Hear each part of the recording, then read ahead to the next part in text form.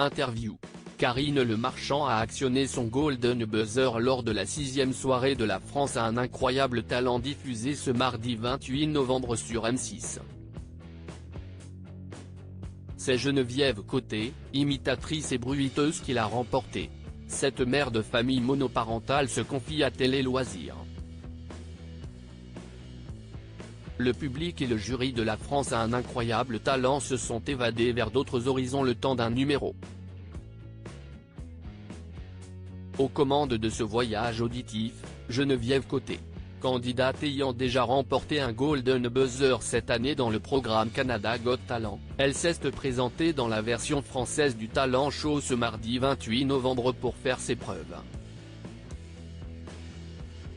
Derrière cette voix capable d'en imiter beaucoup d'autres et de reproduire une multitude de sons, se trouve une femme qui a dû faire face à de nombreux obstacles de la vie, dont celui d'élever seul son fils.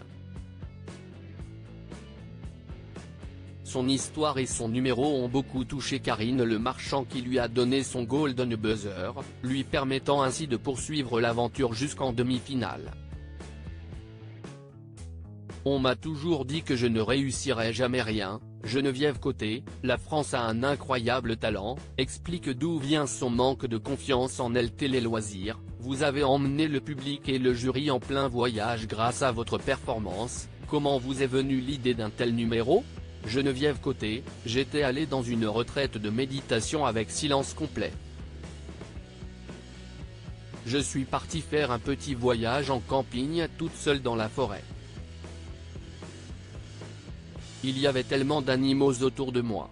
Quand je suis revenue à la maison, c'était instinctif.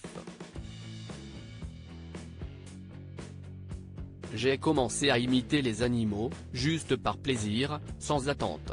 Parce que moi, je n'arrive pas d'atteindre mais juste des objectifs. Je dis toujours, ne t'attends à rien, mais sois prête à tout. J'ai mis ces imitations sur les réseaux sociaux, juste pour le fun et pour voir si les gens allaient trouver ça amusant. Et là, j'ai reçu plusieurs messages positifs de personnes qui m'ont dit que ça leur faisait du bien, que ça les guérissait même. Les gens m'ont même écrit pour me dire, tu m'as fait voyager. Vous étiez très ému sur scène, pourquoi ? J'ai tellement travaillé, mais on m'a toujours dit, non. Tu ne réussiras jamais rien. Alors là, si est comme si la vie me donnait une récompense. Un peu de la même manière que lorsque l'on dit à un enfant, mange tous tes spaghettis et tu vas avoir un dessert. J'ai enfin mon dessert en 2023. Il y a beaucoup d'autres versions de La France a un incroyable talent dans le monde qui m'ont contacté, dont America's Got Talent Fantasy League qui sort en janvier. Il y aura 40 numéros venus du monde entier, et moi, je représenterai le Canada. Vous avez avoué au jury que vous n'aviez pas confiance en vous à cause de personnes qui vous ont dit que vous n'y arriverez pas. Qui sont ces personnes? Il y avait des gens dans mon entourage, dans ma famille mais également des personnes à l'école qui essayaient de m'intimider. On me disait, non, trouve-toi un travail normal, tu ne vas jamais réussir, personne ne va vouloir de toi. Et à force d'entendre ça, tu finis par y croire. Je suis depuis 5 ans une thérapie d'acceptation et d'engagement, et maintenant, je n'écoute plus ces petites voix qui essaient de m'empêcher de croire en moi.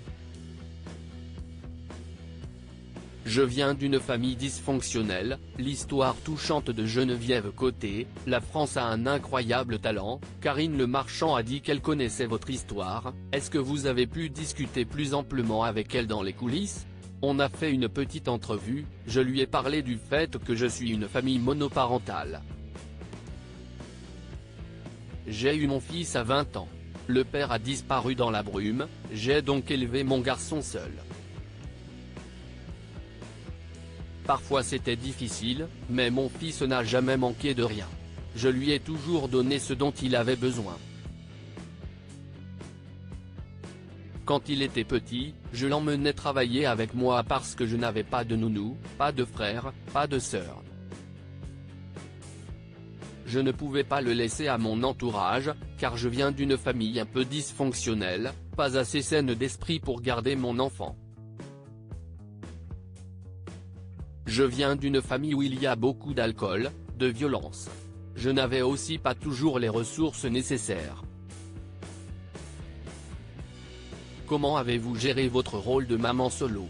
Ma maman s'est suicidée quand j'avais 11 ans, je ne savais donc pas ce que c'était qu'être une maman. J'ai dû toquer aux portes des organismes pour prendre des leçons et j'ai eu beaucoup d'idées de leur part.